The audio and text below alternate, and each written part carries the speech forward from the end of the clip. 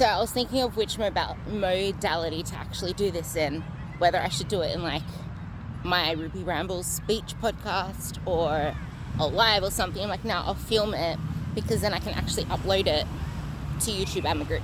But I seem to say this in a few conversations and only realize after I get their response how important it is for a lot of you guys to know that you're not alone, and sometimes you struggle to wake up in the morning, or I never struggle to wake up, but when you struggle to actually take yourself out of the house to go to the gym or get out of the car or something like that. But it does depend. This is why a lot of the time when people ask questions, I ask questions back, and I don't like answering actual questions with a straight out answer, because I used to do that, and over the years I learnt that that's probably something that I should not have done, and I should have actually probed further, mainly because everything literally depends. And we live in a society where people are constantly putting down other coaches other trainers, other coaches for always saying it depends. Or even like, for example, if you see someone on like a certain amount of calories or doing faster cardio, I used to be the coach as well that would like shun them and be like, what the fuck, that's wrong. But over the years, this is something I do want to talk about on the podcast as well, but over the years I've realized you should never actually critique a certain protocol without knowing more about the situation and without knowing more about why is it the way it is, because there might be a particular reason for it. Like, I am very, very fuck keto. Like, I would always say fuck keto, but hey, guess what? I've put all together now 4 girls on keto. Not really keto, like a different type of keto. It's called the targeted athletic keto, because a real keto, you shouldn't even have your protein high. But there's a cyclical one and there's an athlete one, and I got Joe on a cyclical athlete one. And yeah, so there's never one right way and there's never one completely wrong way, unless it's completely stupidly daft and dangerous. So yeah, everything depends. And the reason I just had this ramble is because if you're struggling to get out of bed in the morning, if you're struggling to get yourself to the gym, I'm not going to say it's normal if you're constantly sleep deprived and you're actually sacrificing sleep for it, if you're not managing your stress, if you're someone that just wants to exert as much energy as possible without actually fueling yourself up first, or if you're not actually looking to manage the stress first, because training is a form of stress. And if your life is freaking a tsunami or a tornado and you're still trying to add in that training, no, it's not freaking normal. If you're struggling to get up in the morning with the same situation or something similar, no, it's not freaking normal. But for me, what I'm trying to say is, and maybe it's also because it's winter and it's a little bit chillier, and I know that I'm going to be out in this freezing cold wind and I have numb fingers doing sprints or runs or something, and just how sensitive my gut is, because I know when I run really intense for long periods of time, I need to run to the bathroom. But I'm so lucky that when I have sprints, it's not super continuous, so I don't have that issue, but it's still like, I know my stomach can sometimes hurt. But anyway, I usually regret the session and not want to leave the house, because oh my god, the session's so intense. Oh my god, I'm regretting it, because I know how freaking much this kills me. Like, I swear to god, it's at the same time in the workout on my 3rd sprint, I'm always literally about to burst into tears. Like, my eyes just start watering and I just want to cry, and I don't know why. It's like this effort cry, or oh my god, you're breaking me. And then throughout the whole thing, I'm like, fuck you, Luke, I'm gonna tell you how much you're breaking me right now. And at the end of the thing, I don't usually tell him, but today I'm gonna actually put into the sprints, just so you know, these sprints are breaking me. Is this what you want? But yeah, like, literally, it's sometimes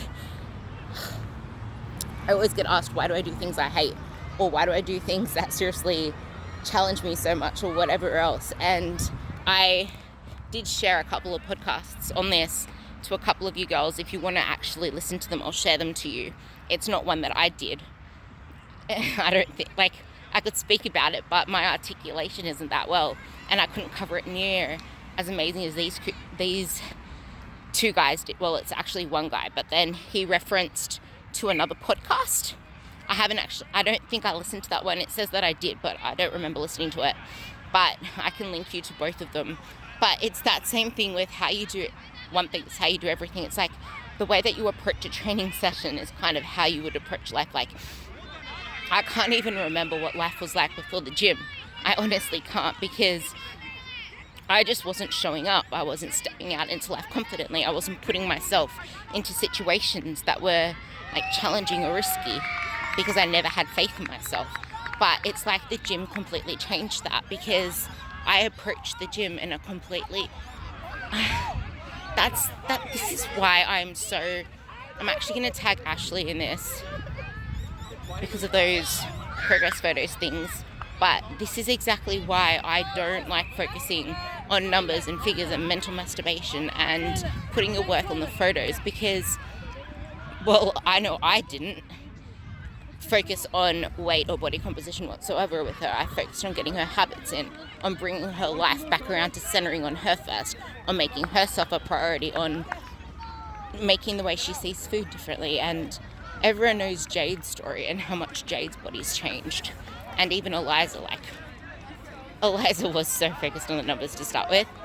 And that's the thing, like, even Tracy, both Tracys actually, like, not once did I focus on photos or numbers or figures. Like, every now and then I'd be like, upload your photos. I just wanted to see where we're at, just as a bookmark or as a checkpoint, I should say.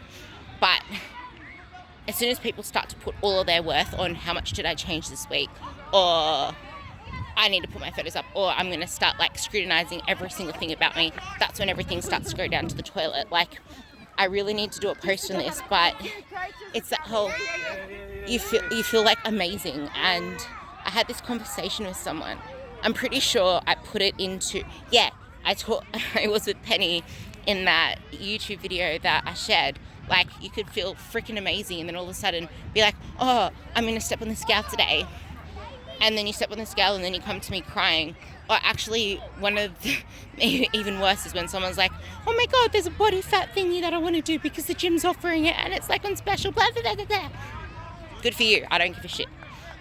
But yeah, it's like people do that and then they come to me with some stupid false reading. Like, okay, cool. At least the scale shows gravity of some sort, but the body fat reading shows nothing, like literally, especially if it's a gym one. Like, DEXA kind of shows something if you do it right, but it still has a 12% margin error. Everyone says 6%, but that's 6% on either side. So that's 12% margin error. And if you do it one day and then you do it again in 3 months, it could be completely different because you didn't do it under the same circumstances. So all that shit is just completely stupid. Anyway, you do like a body fat reading or you do like a body weight measure and you come to me, oh, no, I just ate my weight in Pringles and pizza and ice cream. Why? Because I decided to step on the scales today and blah, blah, blah, blah. Why'd you step on the scales? Because I was feeling so good and my clothes were fitting so nice now and I'm starting to actually feel good about myself and have all this energy. So I just wanted to see where my body weight was at. And it's just like, didn't you just say you were feeling really good? Didn't you just say that all your clothes are loose now and you had to go down a few dress sizes? Didn't you just say that you have better sex with your husband now? Didn't you just say that you have your libido through the roof now? Didn't you just say you got period back and that you're confident now and you actually have energy for once in your life? Why the fuck did you step on the scales? Is that like, you tell me, where is the no progress? Anyway, I'll end it there because I'm almost at 10 minutes. Love you all. Bye.